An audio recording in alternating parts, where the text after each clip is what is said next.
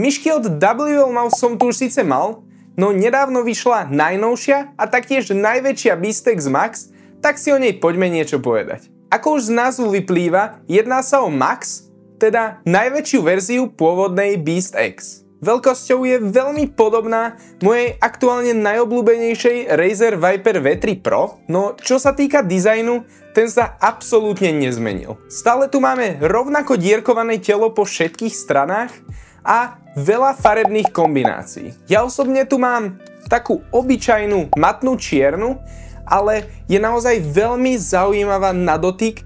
Je to taký veľmi príjemný coating. Dobre sa drží v ruke, je gripy, vôbec nešmíka.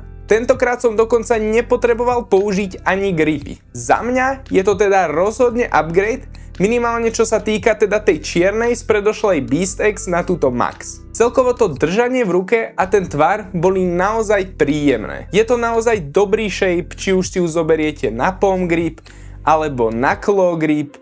Na fingertip nie, na fingertip je tu malá Beastex Mini. V prípade tejto väčšej verzie mi ten dierkovaný dizajn pomerne vyhovoval. Vďaka tým väčším dierkovaným stranám si viem tú myš naozaj veľmi dobre prstami supportnúť a to používanie bolo ešte o to príjemnejšie. Dokážem si ale predstaviť, že každému toto pochutí nebude, ale preto máte v balení priložené grip tapy. No a keď už spomínam tie grip tapy, tak si rovno poďme niečo povedať k celému baleniu, pretože to je v tomto prípade kapitola sama o sebe. Máme tu fakt krásnu prezentáciu už od krabice, ktorú keď otvoríte, tak vás v nej hneď čaká menšia kejsa, ku ktorej sa ale hneď vrátime, no pod ňou ešte takto pekne odprezentované dva sety grip tapeov, dva sety náhradných skateov, jedny väčšie, jedny menšie a alkoholové handričky. To ale nie je všetko, pretože tu ešte máme sklenené skatey,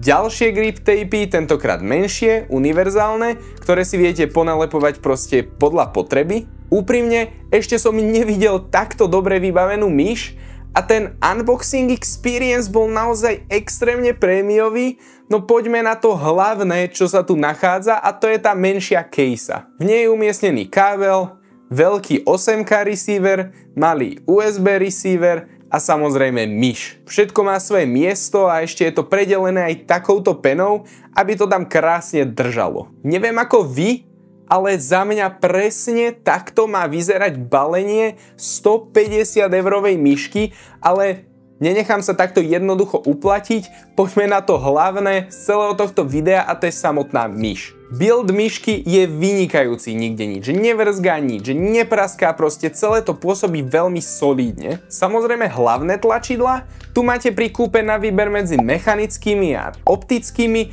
Ja osobne mám tie optické, tie sú za mňa výborné, skvelý tensioning, veľmi kliky, minimálny pre a maličký post travel, ale vzhľadom na to, ako veľmi snappy boli, tak naozaj pri bežnom používaní to bola stále paráda.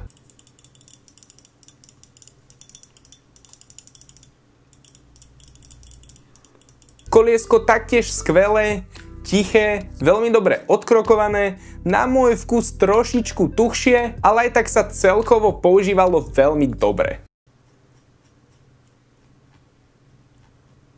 Bočné tlačidlá tiež výborné, žiadny pre ani post travel, veľmi kliky, ľahko spamovateľné, ale mali jednu chybičku, ku ktorej sa ale vrátim za chvíľu.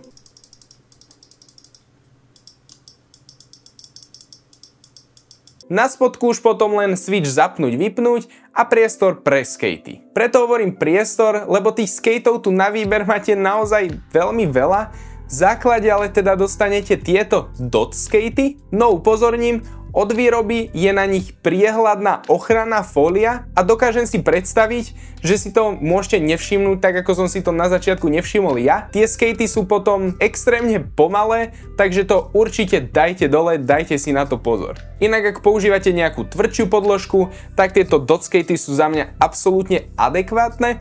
Ak ale používate niečo mäkšie, tak tieto dotky sa vám budú zarývať do podložky, takže by som to odporúčil vymeniť za niečo s väčšou plochou. Čo sa týka nastavenia myšky, máte tu dve možnosti. Jedna je normálne si stiahnuť software a nastaviť ju lokálne, druhá je browser.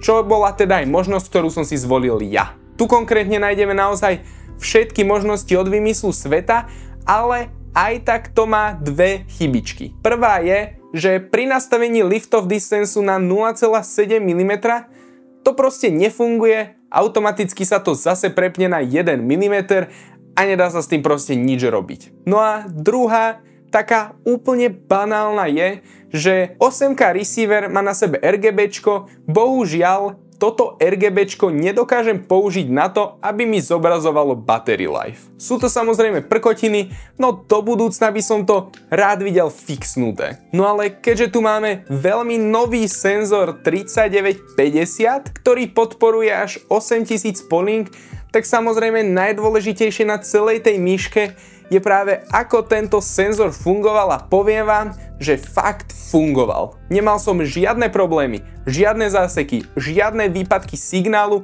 všetko fungovalo presne tak, ako som si to nastavil. Baterka na tom 8000 alebo na 4000 polling rate, no nie je to bohvie čo, takže počítal by som s tým, že proste po dlhšom hraní, po celom dni to hodíte na nabíjačku, aby ste na ďalší deň boli úplne ready. Už som spomenul, že teda moja najobľúbenejšia a zároveň aj moja main myš je aktuálne Viper V3 Pro a teda ten prechod na BeastX Max bol pre mňa úplne prirodzený. S myškou sa mi hralo výborne, hneď som si na ňu zvykol a naozaj som nepotreboval žiadny čas na nejakú adaptáciu. Tieto dve myšky sú si naozaj tvarovo extrémne podobné a aj napriek tomu váhovému rozdielu mi to prišlo pocitovo oveľa menej, ako to v skutočnosti je. Bola tu ale jedna vec, cez ktorú sa doteraz neviem preniesť, a teda vraciame sa naspäť k tým bočným tlačítkam a to je ich poloha. Keďže táto myška